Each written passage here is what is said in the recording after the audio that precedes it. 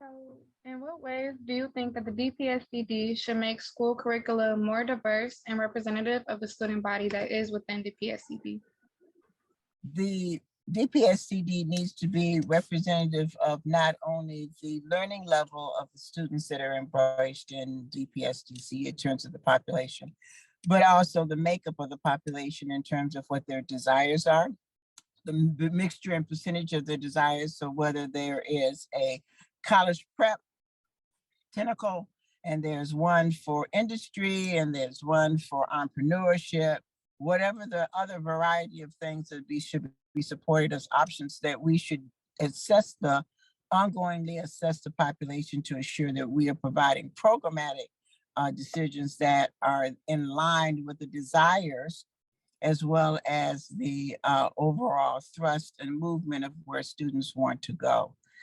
Secondly, I think that part of doing a constant review of the universe allows us to then be flexible, not only in the delivery of the didactics, but in the variety of ways that they can be done, whether there is a combination of virtual versus in school, or whether there's a combination of schools that do automatic matriculation into college, or a trade school. I think we ought to create these alternatives in a level of quality way that we, on the basic foundation, we build with variation to be responsive to the needs of the population that we're serving. Amazing question. And I always like to think of these opportunities. I say opportunities, some people say challenges, but these opportunities as a big elephant. And so evaluating, what do? We eat elephant, what? One bite at a time. And so we are diverse, and our education and curriculum should reflect that. We know that in colleges, oftentimes we are exposed to the diversity of our world, quite frankly, global, and we're brought into the classroom. Teachers are talking about, different diversity. We want that to start as early as kindergarten all the way through high school, right? Because we are diverse. So naturally, we should have, all schools should have the capacity to be able to teach the diversity of the students, one from a curriculum perspective, both having translation services, but also books and tools that are translated for other non-English speaking students and families, while also continuing to bring in experts and others from other places in diversity to talk to us and talk to students, to educate them about the different culture uniqueness that everyone shares. From a visual aid too as well, the students who are diverse, allowing them to present and represent who they are. Naturally, we are beginning to acknowledge other holidays throughout the school year, which is a step forward to that. Again, educating people around the differences and students around the differences will be key and very important. There are questions specific to history and curriculum. History has a lot to do with how our lived experiences have been. And it's certainly a great opportunity in curriculum to have healthy conversation, debate, and presentation from students about history, historical context. And so I look forward to, enhancing curriculum. One, who's doing this already? You'll find that I look at data a lot. I look at experts and best practices.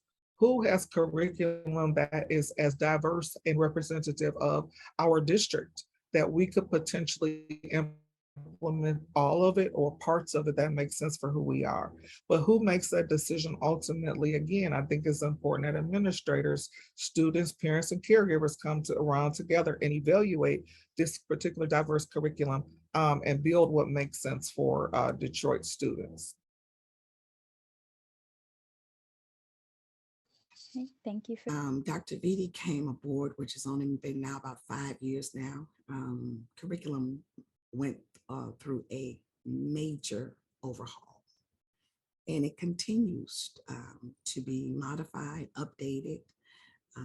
I am chair of curriculum, so the committee, anything that has to be changed in terms of curriculum, from a very large modification to curriculum that took place 5 years ago, each step, every time that there is a need to add a different type of material, whether it's reading, or whether it's school sessions with diverse groups, I am personally willing to engage. And I've seen policies come across the table, as well as agenda items that continually to evolve and engage and strengthen all of the curriculum to be more inclusive.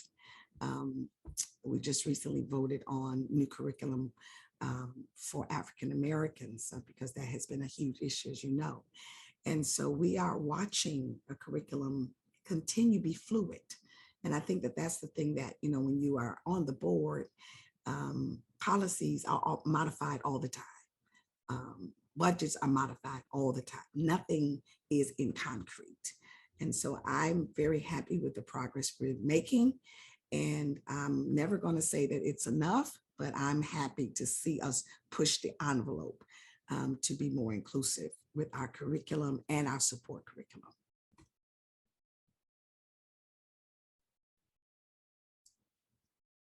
First of all, I can tell you in the old days, when I was, when my kids were in school, they had the curriculum department, the instructional department had a policy itself, and that was to make sure that all textbooks that they purchased would be inclusive. And in order to do that, they simply said, we're not buying your textbook. If you want us to buy your textbook, we got to have X, this, and so. And many of our teachers actually helped wrote parts of textbooks to improve the selection of information in the textbooks. So I am one who teaches, for example, African-American literature. I've never had the opportunity to teach Hispanic literature, but I've taken a lot of courses in Hispanic literature.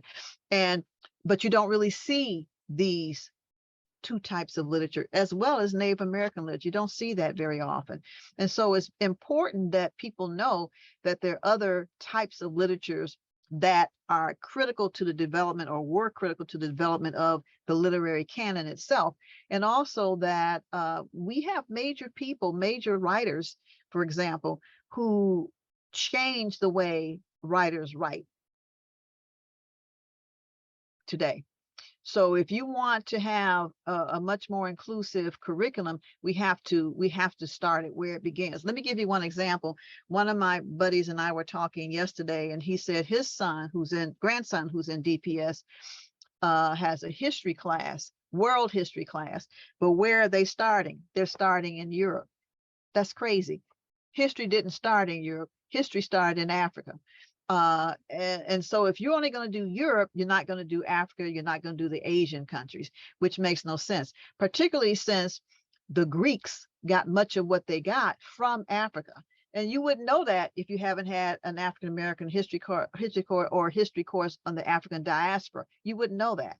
So that's what I would say. You have to have a much more inclusive textbooks, and you have to insist on that from the publishers. After all, I don't know if you're aware, but we spend millions on textbooks, millions. Even if they're online, you're still spending millions of dollars because you're buying that service online. Well, we have a division of diversity and equity it's fairly new, and I don't know how many students are really aware of it, okay? So I probably would give that to the 9th graders coming in as an elective. And I probably would send it up and make it optional for older grades, but equity is very important, and it means more than just Asian Americans, African Americans, Caucasian Americans. Equity means funding for low achieving persons. It means giving what should have been given all the time to them, okay? And so how would I plan to make it more diverse and have extracurricular impacted? So I probably have a curriculum forum to start off with and invite students from various grades, representation from 9th, 10th, 11th, and 12th to see what's important to them. Then I'd probably have one for the teachers to see what's important for them, blend them, and come up with a draft plan, much like our, we have core values. Have you ever seen those for DPS? We have our core values, and we also have our goals for the district, okay? And we're talking about the whole child and much, much more. And so diversity has to be taught. And I hope that it won't be forgotten. So, you know, we just get feedback from everybody and keep it moving to come up with something.